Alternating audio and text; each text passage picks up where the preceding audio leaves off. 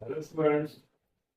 आज वहाँ 11th का रसायन विज्ञान की मूल अवधारणाएं एनालिसिस जो है रसायन विज्ञान की मूल अवधारणाएं, इसमें मैंने बहुत सारी चीजें आपको बता दी हैं। आगे मैं इसमें जो महत्वपूर्ण चीज है वह बता रहा हूँ आपको। मूलानुपाती सूत्र क्या बता रहा हूँ। आप मूलानुपाती सूत्र अणु जान जाइए, तो उसके आधार पर जो सवाल परीक्षा में आते हैं वो सवाल मैं आपको समझाऊंगा। सबसे पहले जाने किसी यौगिक का मूलानुपाती सूत्र वह सूत्र है जो उस यौगिक के एक अणु में उपस्थित तत्वों के परमाणुओं या परमाणुओं की संख्या को पारस्परिक पूर्णांक अनुपात में प्रदर्शित करता है। क्या है? मूलानुपाती सूत्र वह होता है जो उस यौगिक के एक अणु में उपस्थित, मान लीजिए कोई यौगिक है, एक अणु में उपस्थित, एक अणु में उपस्थित, ध्यान रखिएगा।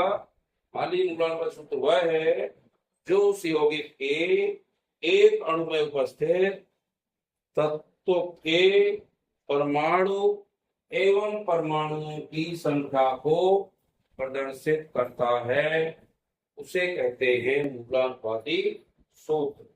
जैसे हम कहते हैं Hg2Cl2, Hg2Cl2 कह दिया मान लीजिए हमने, मूलानुपाती सूत्र क्या प्रदर्शित करेगा? इसका मूलानुपाती सूत्र क्या बनेगा? H2 दोनों में है तो इसका मूलानुपाती सूत्र तैयार होगा HgCl। यानी किसी भी रूप में मूलानुपाती सूत्र वह है जो उस यौगिक के एक अणु में उपस्थित तत्वों के परमाणु व परमाणुओं की संख्या का पारस्परिक सरल अनुपात को प्रदर्शित करता है या सरल पूर्णांक को प्रदर्शित करे, उसे कहते हैं मूलानुपाती सूत्र। जैसे हम बात करें CH3COOH की, तो मूलानुपाती सूत्र क्या है? यानी आप देखा इसके दो है तो एक लिखा जाएगा O, इसके चार हैं तो कितना लिखा जाएगा? चार के दो लिखा जाएगा। C के आपके दो हैं तो ये लिखा जाएगा एक। यानी परमाणुओं की संख्या को जो प्रदर्शित करें उसे कहेंगे इसका मूलानुपाती सूत्र। यानी CH3COOH एस्टिक अम्ल का अम्लों का सूत्र क्या बनेगा? बनेगा CH2O। ये इसका मूलानुपाती सूत्र होगा। मूलानुपाती सूत्र एवं अणु सूत्र एक से होते हैं। कैसे होते हैं? एक से होते हैं। अब मूलानुपाती सूत्र और अणु सूत्र ज्ञात करने का सवाल जो है वह परीक्षा के लिए महत्वपूर्ण है और सवाल परीक्षा में पूछा जाता है। तो मैं इस सवाल की चर्चा करूं और वह सवाल आप लोग देखें। एक यौगिक में मान लीजिए हम कहते हैं कोई यौगिक हमारा है, उस यौगिक में यदि हमारा आयरन 20.15% है, आयरन क्या होता है? Fe 20.15% है। ये सब जितना भी हो, आयरन यहाँ 20.15 है, सल्फर 11.51% है। सवाल सुनते जाए, आप सवाल लिख लीजिए, मैं दिया लिख रहा हूँ सीधे। किसी यौगिक में आयरन 20.15%, सल्फर 11.51%, ऑक्सीजन 23.02%। ऑक्सीजन कितना है? 23.02%। ये ऑक्सीजन है। और क्रिस्टलन जल 45.32 है। 45.32% क्या है हमारा? क्रिस्टलन जल, जिसे कहते हैं H2O, क्रिस्टलन जल। ये हो गया 45.32%। तो यौगिक का मूलानुपाती सूत्र ज्ञात कीजिए। क्या ज्ञात करना है? यौगिक का मूलानुपाती सूत्र।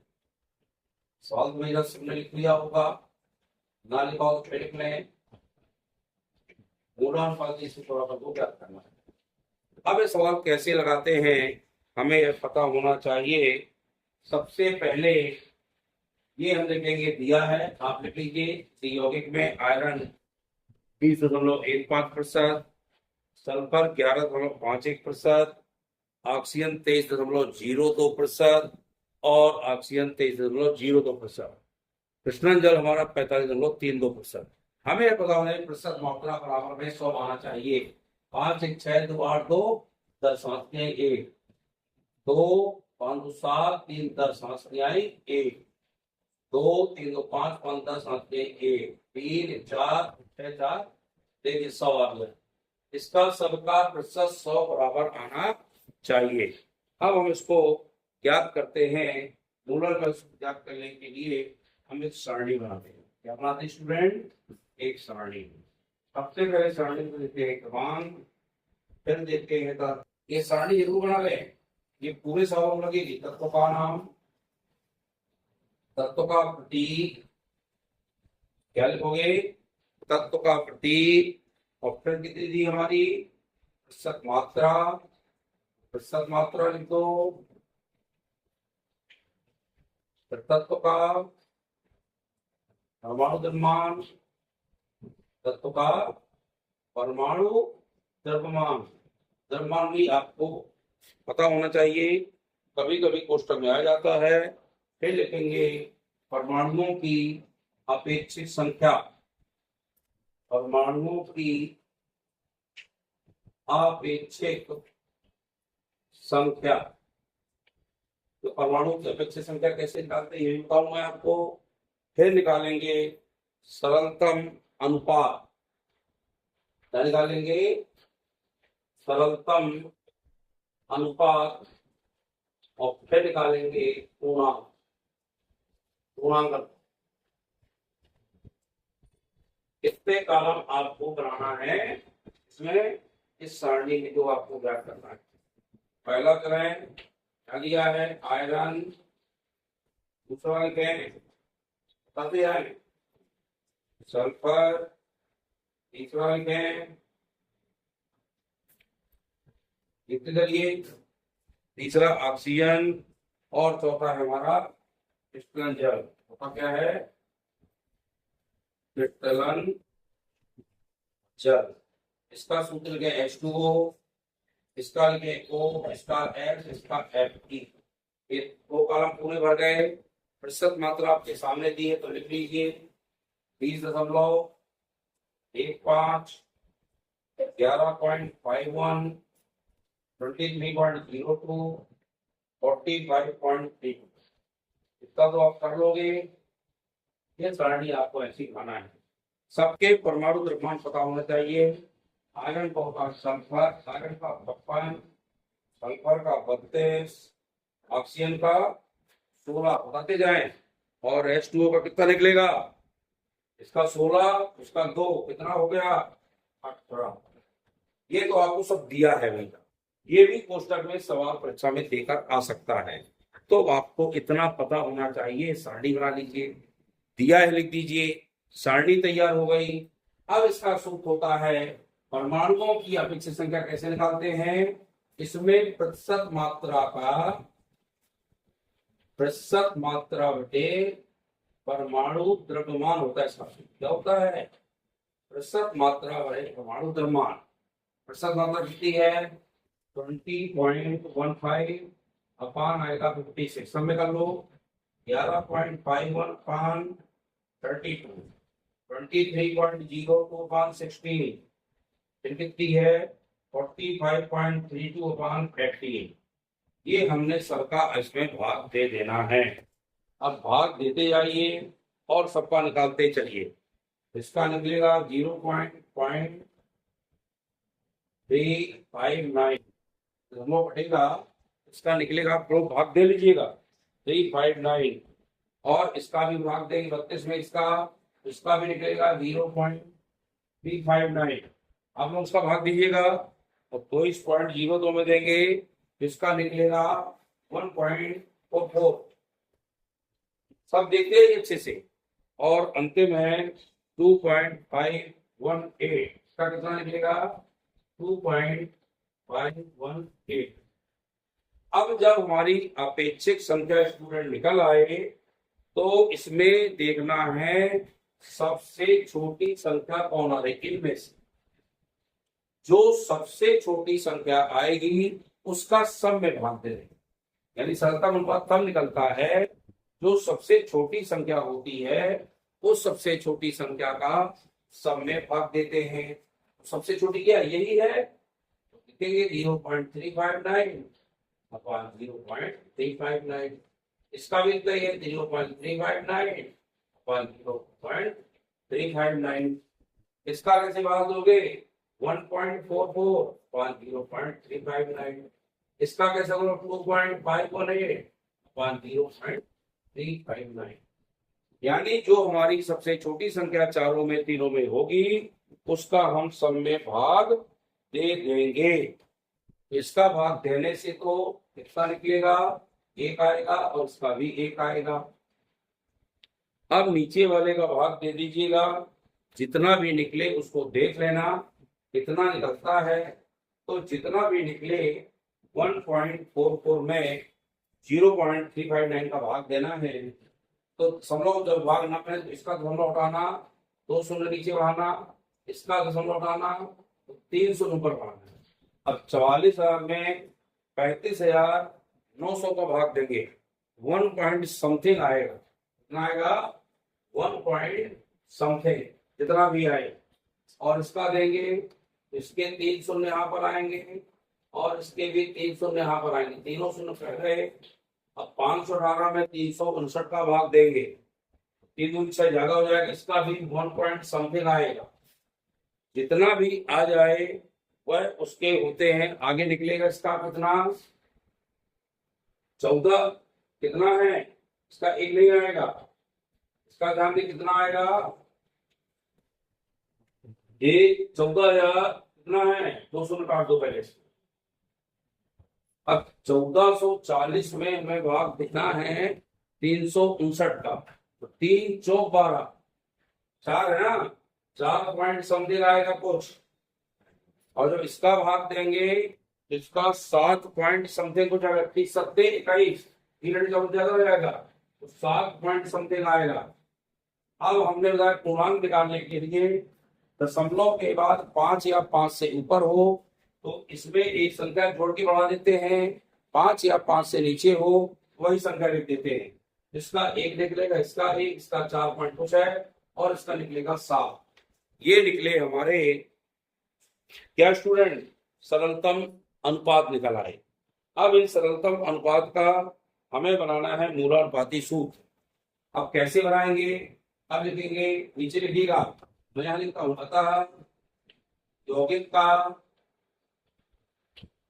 मूलानुपाती सूत्र क्या निकालना है, मूलानुपाती सूत्र कैसे लिखेंगे।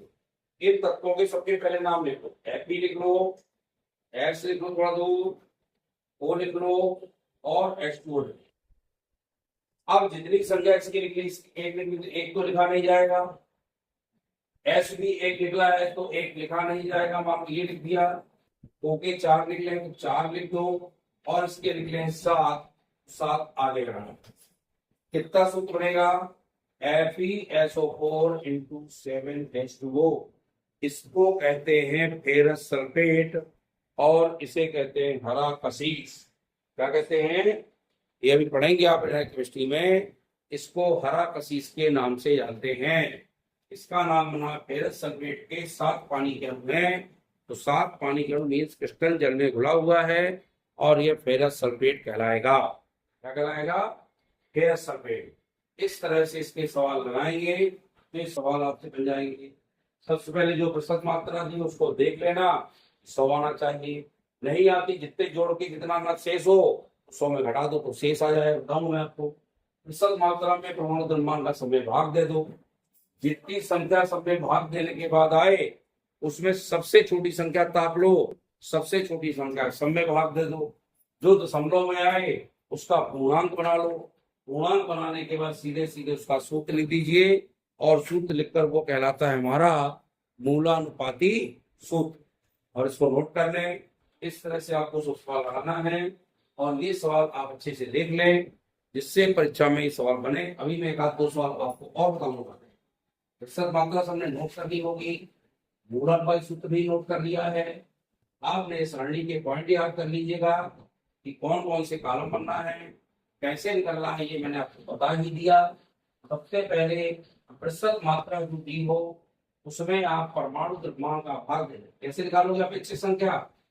लिख लीजिए, अपेक्षित संख्या का सूत्र होता है परमाणु प्रतिशत मात्रा बटे परमाणु द्रव्यमान। क्या सूत्र है? ये सूत्र है आपका परमाणुओं की आपेक्षिक संख्या। देखिए, परमाणुओं की आपेक्षिक संख्या इक्वल टू होता है दी गई प्रतिशत मात्रा बटे परमाणु भार या परमाणु द्रव्यमान। जब इसका भाग दे देंगे तो हमारा निकल आएगा क्या? परमाणुओं की आपेक्षिक संख्या दोनों में आएगी। अब जब आपेक्षिक संख्या निकल आई तो सरलतम अनुपात निकालने के लिए आपेक्षिक संख्याओं को देखेंगे, जो सबसे छोटी होगी, 2 हो, 3 हो, 4 हो, 5 हो, उनमें जो सबसे छोटी आएगी उसका सभी में भाग दे देंगे, सब में भाग दे देंगे तो भी दशमलव में कुछ निकल कर आएंगे। और उसका बाद में अंत में कॉलम में पूर्णांक बना लेना है। पूर्णांक बनाने का तरीका होता है दशमलव के बाद 5 या 5 से ऊपर आए तो आगे वाली संख्या में 1 जोड़ देते हैं। यदि 5 से नीचे आए यानी 1 2 3 4 तो वही संख्या लिख देते हैं जो वहां पर दी गई है। इस तरह से उसका पूर्णांक बना लेते हैं और अंत में मूलानुपाती सूत्र लिख देते हैं। मूलानुपाती सूत्र में उसके अणु जितने निकले उसी संख्या लिख देंगे। और यदि क्रिस्टल जल हो तो उसके पहले हम वह अंक लिख देंगे तो क्रिस्टल जल बन जाएगा। जैसे अभी बना देगा फेरस सल्फेट के साथ 7 पानी के अणु बने थे और उसको समान नाम में हरा रसीस कहते हैं। वीडियो अच्छा लगे तो लाइक शेयर करिएगा और सब्सक्राइब करें चैनल को। बहुत बहुत धन्यवाद।